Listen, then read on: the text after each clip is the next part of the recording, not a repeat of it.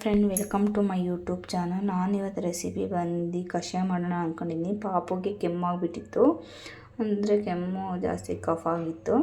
So ಆಗ ಕಷಾಯ ಮಾಡಿಸೋಣ ಅಂದ್ಬಿಟ್ಟು ಎಲ್ಲ ರೆಡಿ ಮಾಡಿಟ್ಕೊಂಡಿದ್ದೀನಿ. ಇಲ್ಲಿ ದೊಡ್ಡ ಪಾತ್ರೆನ ತೊಗೊಂಡಿದ್ದೀನಿ. ತುಂಬ ಕಫಕ್ಕೆಲ್ಲ ಒಳ್ಳೆಯದು, ಕೆಮ್ಮಿಗೂ ಅಷ್ಟೇ. ಮತ್ತು ದೊಡ್ಡ ಪತ್ರೆ ಮತ್ತು ತುಳಸಿ ಮತ್ತು ಸ್ವಲ್ಪ ಬೆಲ್ಲ ಮತ್ತು ಜೀರಿಗೆ ಪುಡಿ ಮಾಡಿಟ್ಕೊಂಡಿದ್ದೀನಿ. ಮತ್ತು ಏಲಕ್ಕಿನ ಜಜ್ಜಿಟ್ಕೊಂಡಿದ್ದೀನಿ. ಮತ್ತು ಪೆಪ್ಪರ್ ಪುಡಿಯನ್ನು ಜಜ್ಜಿಟ್ಕೊಂಡಿದ್ದೀನಿ. ಮತ್ತು ಚಕ್ಕೆ ಲವಂಗ ಒಂದು 5 ಲವಂಗ ಮಗ್ಗು ಹಾಕಬೇಕಾಗುತ್ತೆ. ಸೊ ಹಾಗಾಗಿ ಇಷ್ಟು ಐಟಮ್ ಬೇಕಾಗುತ್ತೆ ಕಷಾಯಕ್ಕೆ. ಸ್ವಲ್ಪ ನೀರನ್ನು ಹಾಕೋಬೇಕು. ಇಲ್ಲಿ ಒಂದು ಪಾತ್ರೆಗೆ ನೀರನ್ನು ಹಾಕ್ಕೋತಾ ಇದ್ದೀನಿ. ನಮಗೆ ಎಷ್ಟು ಗ್ಲಾಸ್ ಬೇಕೋ ಅಷ್ಟಕ್ಕೆ ಮಾತ್ರ ಹಾಕೋಬೇಕಾಗುತ್ತೆ.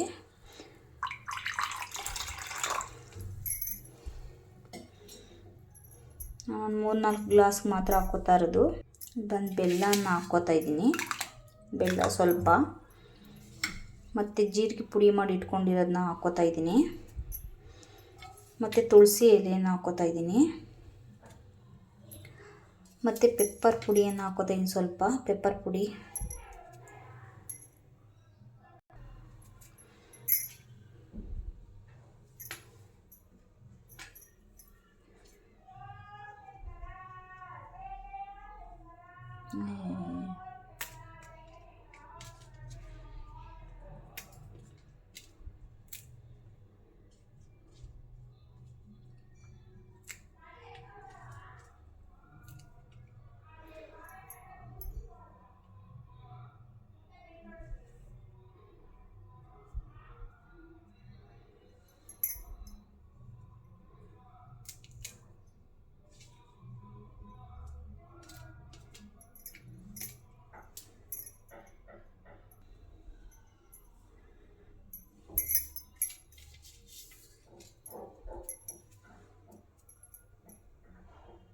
ಇವಾಗ ಗ್ಯಾಸ್ ಸ್ಟವನ್ನು ಅಂಟಿಸ್ಕೊಂಡು ಚೆನ್ನಾಗಿ ಕುದಿಸ್ಕೋಬೇಕಾಗುತ್ತೆ, ರಸ ಎಲ್ಲ ಬಿಟ್ಕೊಳ್ಳೋವರೆಗೂ.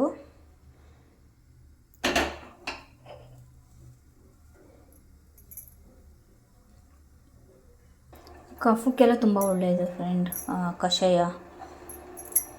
ದೊಡ್ಡವರಾದರೂ ಮಾಡ್ಕೊಂಡು ಕುಡಿಬೋದು, ಇಲ್ಲ ಮಕ್ಳಿಗಾದರೂ ಕುಡಿಸ್ಬೋದು. ಅಂದರೆ ತುಂಬ ಚಿಕ್ಕ ಮಕ್ಳಿಗಲ್ಲ, ಒಂದು 5-6 ವರ್ಷ ಮಕ್ಳಿಗೆ ಮಾತ್ರ. ಈ ಥರ ಚೆನ್ನಾಗಿ ಕುದೀತಾ ಇರಬೇಕು ಕಷಾಯ. ಈ ಥರ ಬೆಂದಿದೆ ಫ್ರೆಂಡ್. ಇದನ್ನ ಒಂದು ಲೋಟಕ್ಕೆ ಟೀ ಸೋಸ್ಕೊಳ್ಳೋದ್ರಲ್ಲಿ ಏನಾದರೂ ಸೋಸ್ಕೋಬೇಕಾಗುತ್ತೆ. ಒಂದು ಗ್ಲಾಸ್ಗೆ ಏನಾದರೂ ಎತ್ಕೋಬೇಕು. ಕಫ ಏನಾದರೂ ಇತ್ತು ಅಂದರೆ ಈ ಥರ ಟ್ರೈ ಮಾಡಿ ಫ್ರೆಂಡ್, ಖಂಡಿತ ಹೋಗುತ್ತೆ ಕಫ. ಅಂದರೆ ಒಂದು 2-3 ಟೈಮ್ ಟ್ರೈ ಮಾಡಬೇಕಾಗುತ್ತೆ. ಒಂದು 2-3 ಟೈಮ್ ಕುಡಿದ್ರೆ ಕ್ಲಿಯರ್ ಆಗುತ್ತೆ ಕಫ ಇದ್ರೂ. ನಾನಿಲ್ಲಿ ಒಂದು ಲೋಟಕ್ಕೆ ತಕ್ಕೋತಾ ಇದ್ದೀನಿ.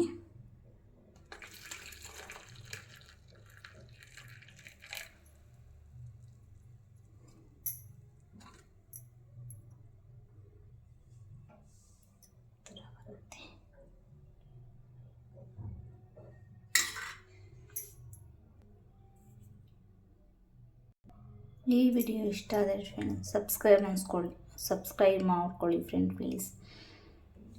ಹಾಗೆ ಲೈಕ್ ಮಾಡಿ, ಕಮೆಂಟ್ಸ್ ಮಾಡಿ, ಶೇರ್ ಮಾಡಿ. Thank you.